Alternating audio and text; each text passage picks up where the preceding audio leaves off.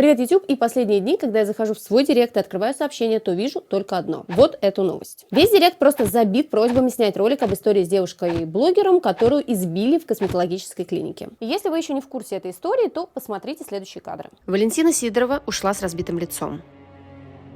От косметолога. Певица обратилась в клинику, разрекламированную в Инстаграм, для коррекции формы губ. После первой неудачной процедуры Валентина приехала на повторный прием. Ее встретил косметолог с непонятным препаратом. Я задала вопрос об отсутствии фирменной коробки и опознавательных знаков бренда, на что получила ответ о том, что либо вы доверяете врачу, либо нет. Девушку это не устроило. Тогда косметолог начала ее выгонять. Я услышала грубое: встала и пошла вон отсюда. Я, лежа на кушетке, включила камеру на телефоне, чтобы записать на видео хамство врача. Я нахожусь в клинике КМ, меня избила врач за то, что я сняла на видео, как она мне нахамила. Она мне начала бить телефоном по лицу и по голове. Валентина обратилась в полицию. У девушки зафиксировали перелом носа и сотрясение мозга. И да, это полная жесть. И если в 3 словах описывать эту ситуацию, то вот. Девушка пришла в косметологическую клинику из Инстаграм на процедуру. Попросила документ на препарат, а получила в ответ побои. И вы активно просите меня высказать свое мнение. И я не могу остаться в стороне, поэтому записываю это видео, чтобы придать новости огласку и чтобы как можно больше людей узнало, что их может ждать на приеме у косметолога. И, ребят, хочу сразу предупредить, что моя точка зрения может не совпадать с вашей. Поэтому я жду вашей версии в комментариях. Ну а теперь по порядку.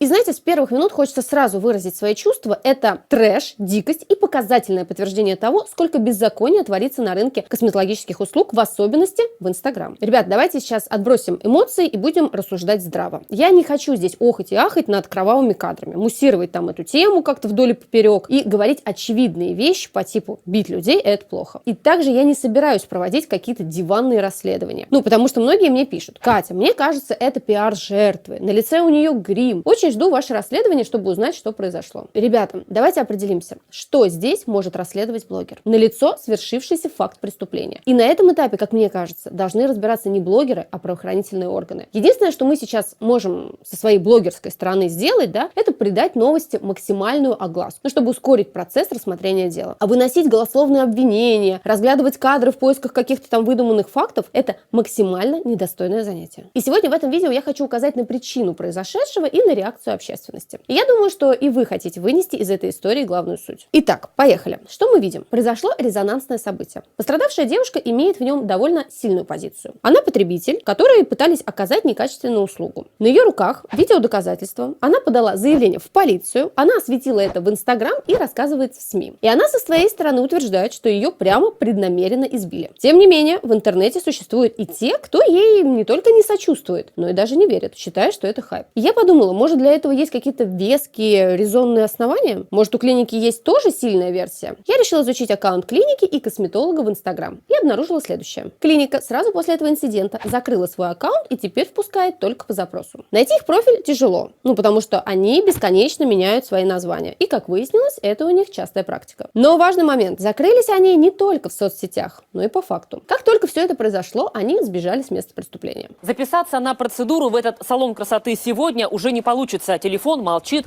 а на здании, где он некогда располагался, осталась лишь вот такая вывеска «Центр эстетики». Название владельцы предусмотрительно сняли. Свет в окнах не горит, дверь закрыта. Жильцы говорят, что сотрудники бьюти-студии вдруг решили переехать. Вещи и оборудование вывозили поздно вечером. И по какому адресу салон будет находиться теперь, клиентам не сообщили. В общем-то, понятно почему. У самого косметолога есть своя версия событий. Так она в своем аккаунте пишет, что никто пациентку не бил. По ее мнению, разногласия начались с того, что пациентка вела себя себя высокомерно, пыталась унизить, а дальше, как говорится, закрутилась. Читаем. Сидорова бросилась в бой на меня. Мы упали, ударились о что-то твердое, после чего я получила черепно-мозговую травму и травму живота. И все это произошло во время беременности. Тексты подкрепляются кадрами побоев и выписками врача. Ну, звучит кошмарно. Ну, а в комментариях люди уже вовсю разбираются. Была ли та самая беременность? Ну, потому что срок у этой беременности всего 1-2 недели. Но я говорю здесь стоп. Я не собираюсь лезть в диагнозы, строить предположения о справках, врачах, разбираться, кто кого и как там бил. Для себя я сделала несколько выводов. Итак, первый. Если бы клиника действительно была уверена в своей правоте, в своих документах, в своих препаратах, в причине конфликта, то они бы всячески это доказывали адекватным, правомерным путем. Они смещали бы акцент на тему «а вообще-то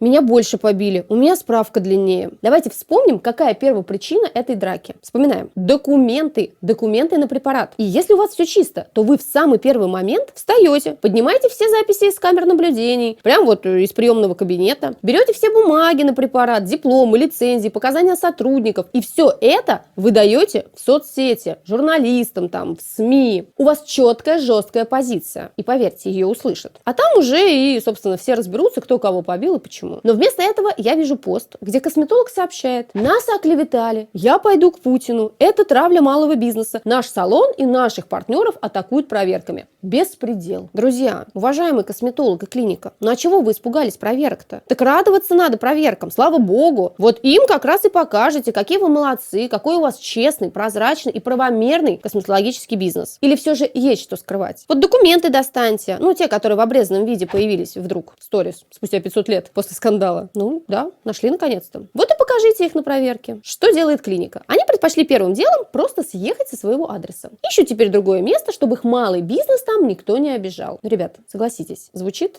так себе, да? Ну а теперь второй вывод, который я сделала, если уж вы хотите узнать мое мнение на эту тему. Я как взрослый человек понимаю, что драка начинается с мощного эмоционального рычага. Ну, если, конечно, речь идет о двух психически уравновешенных людях, да? Как это обычно бывает. Слово за слово, и вот уже кто-то замахивается. Ребята, я никого не обвиняю и не оправдываю. Драка — это вообще полное дно. Но в моей картине мира не бывает так. Вот, например, да? Здравствуйте, покажите, пожалуйста, документы. Нет, не покажу. И туф! Хук справа. И, возможно, косметолога настолько сильно спровоцировала на агрессию именно камера девушки. Но лично, как мне кажется, все-таки там был взаимный эмоциональный накал, превратившийся в какую-то такую, знаете, неадекватную женскую потасовку. Я также не исключаю и падение, и состояние аффекта, и прочих побочек. Ну а сейчас жду ваши комментарии под этим видео, согласны вы или нет. Но лично мне кажется, такой расклад очень логичен. Но главная суть, которую мы должны с вами вынести из этой истории, это правовая безнаказанность косметологии в Инстаграм и в жизни. Инстаграм давно превратился в бизнес-площадку, которая не регулируется законом. Продавцы там творят, что хотят, прикрываются красивой картинкой, а люди слепо ведутся на эту красивую картинку. И это я повторяю в каждом видео. Ситуация с этой девушкой — это просто яркий прецедент, который был нам так нужен. Как бы ужасно это ни звучало. Сколько девчонок ходят к горе-косметологам, получают побочки, и им просто некому потом об этом рассказать. Их не услышат, как услышали этого блогера. И знаете, после этого случая объявились новые пострадавшие. Всем добрый день, меня зовут Ольга. Я такая же пострадавшая, как и Валя, от клиники КМ, они же ИП Горлов. 6 июля 2019 года я обратилась в медицинский центр за оказанием косметологических услуг. Мне сделали определенные услуги. Через 3 дня после того, как я не увидела эффекта, я обратилась в клинику, дабы проверить качество материалов. На что меня выгнали с клиники с кулаками, пытались отобрать телефон со всеми доказательствами, видео и аудио, которые я сняла, когда общалась с администраторами. В общем, девочки, пожалуйста, не обращайтесь в эту клинику, не верьте этим врачам, это мошенники. В ленте дальше вы можете увидеть доказательства и посмотреть все своими глазами. Вот эти товарищи, которые здесь арендуют. Мне не хочет говорить ни свою фамилию, ни имя, ни отчество, вместе с вот этой женщиной. Мне просто вот интересно, кто это такие тогда здесь. Давайте, выходим. Вот, например, с такими губами выходили из этой косметологии. Как вам такое? Но как бы грустно это ни звучало, но как у нас делаются дела? Нет тела, нет дела. Вот так и ждали мы все, когда же случится какое-то вот это вау-событие, такое страшное, кровавое, чтобы в салон пришла проверка. И знаете, я очень надеюсь, что после этого события ко всем придет проверка или осознание того, что пациент имеет право получить и коробку, и документы, и дипломы. А пациенты должны не стесняться спрашивать и не бояться обидеть врача. А врачи не должны обижаться и предоставлять все документы. И знаете, мне очень нравится, как сейчас правильно отреагировали некоторые косметологи. Они сразу стали делать образовательные посты, сторис, рассказывать, что должен показать врач и какие документы лично у них есть. Вот это очень круто. А что насчет реакции людей? И знаете, здесь не все так однозначно. Народ разделился от бедненькая до сама виновата. Ну и, конечно, мое любимое – все ради хайпа. Одна из подписчиц скинула мне самые яркие комментарии под репортажем о девушке. Бьюти-блогер? Говорите уж сразу. Бездельница и хайпажорка. Очередная певичка решила пропиариться. Вонючки штопанные хайпуют. И самый топчик – мало. Нужно добавить. И знаете, смотреть на это реально страшно. Жестокость, озлобленность на блогеров. И отзовитесь сейчас, пожалуйста, в комментариях, если думаете, что это хайп. И знаете, если это хайп, то очень жесткий. Разбитый нос, голова. Все ради очень сомнительной популярности? Что же эта девушка не пошла разбивать нос в более дорогой и известный салон? Почему тогда руку себе не сломала вдобавок? Ради хайпа, как говорится, надо идти до конца. И знаете, я не одобряю, но в то же время понимаю причину недоверия людей. А все началось с чего? Вот недавно, пожалуйста, блогер-инстасамка сама себя ограбила в попытке пропиариться.